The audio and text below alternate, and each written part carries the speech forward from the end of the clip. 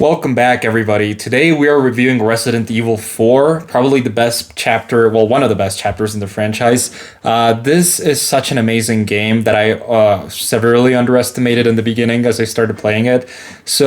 I'm playing this franchise for the first time, and I was really afraid to kind of go back to some of the older chapters because I was afraid the games would look outdated. Maybe the controls or, the characters.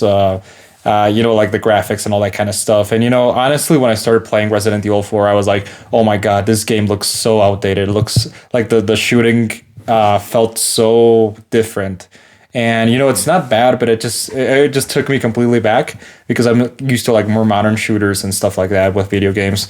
But like as I was playing, as I was, getting eased into the pace of the game and some of the way you're intended to play it, I was honestly surprised at how great this game is. Like this game is honestly so amazing, and I learned that it was produced principally by Shinji Mikami, who is the creator of the Evil Within series, which is also one of my favorite horror video game series of all time. And I feel a lot of those same influences from the Evil Within and Resident Evil 4. You can tell that Shinji Mikami had his style from the beginning, and I'm so I was so surprised at how good this game is. So I'm gonna go tell a little bit about the story, what I thought about the story and the characters, and then go through the gameplay and describe some of the things I liked and didn't like. So here we go. So Resident Evil 4 is a story of Leon Kennedy, who we last saw in Resident Evil 2. He's back and he's on a mission to rescue the president's daughter in rural Spain. So he goes, he kind of arrives to this creepy village, and he discovers that the village is infested by a lot of, strange people with parasites in their bodies. So how he goes in this adventure, and it leads him to a really interesting locations. Like this is one of the most visually beautiful games I've seen in a long time, because I really resonate with this style of, setting and locations. Like you go through like the village, which is really interesting.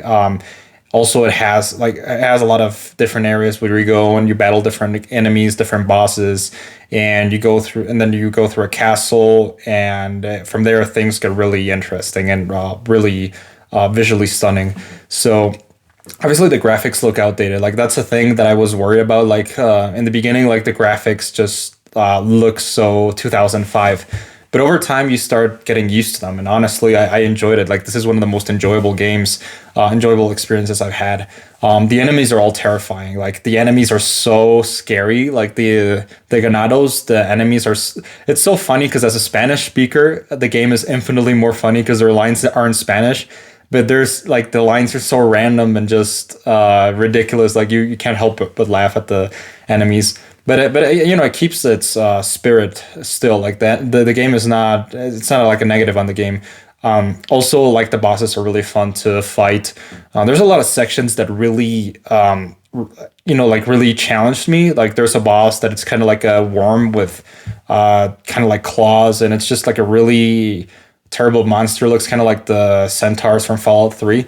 And that was a really hard boss. And it's just really fun to go and explore this game. Also, the game is pretty long. It's like around 20 hours, but I still enjoyed exploring every second of every chapter, the characters and everything that goes with them. Visually, the game is really great. It reminds me a lot of, like I said before, The Evil Within.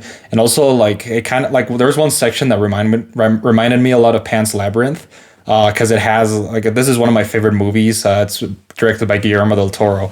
And it's also set in Spain, coincidentally. But it feels like what it could have been if they made a video game out of Pan's Labyrinth, if I explain myself correctly. But it's like, it kind of, you go through this tunnel, and there's like these huge bugs that kind of just come out of the walls. And as Leon, you have to kill them and direct the light towards the top. And that was one of my favorite sections of the whole game. And there's sections like that are just amazing and stunning to look at.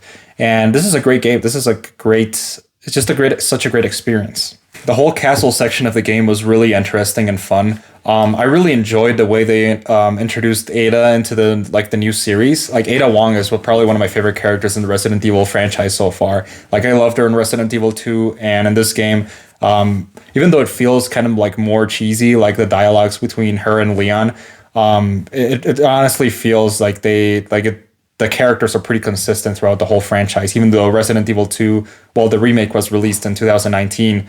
When you go back to 2005 with this game, it kind of feels really cohesive. And that's something I enjoy about the Resident Evil franchise, is that although there's so many games and chapters, it still keeps on its style and its, continuity.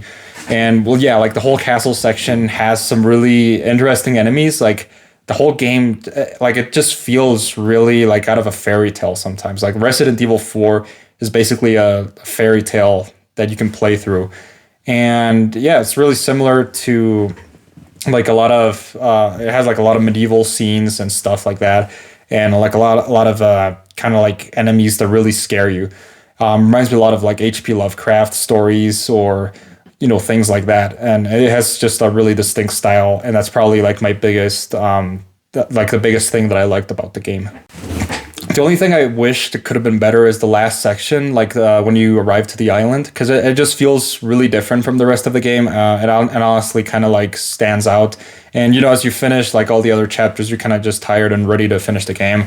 And I didn't think it was like a great way to end the game, the whole island section in the 5th chapter.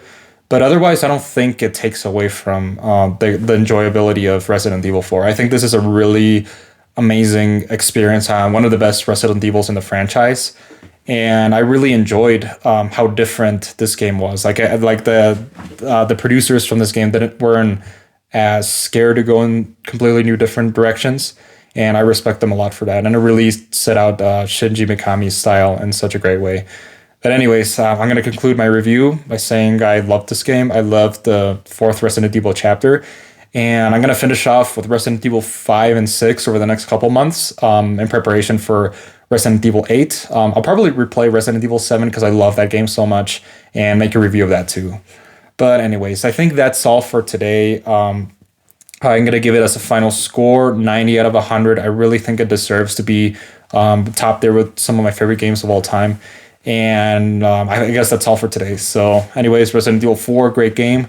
And I'll see you next time with Resident Evil 5. All right. Have a great day, everybody. See ya.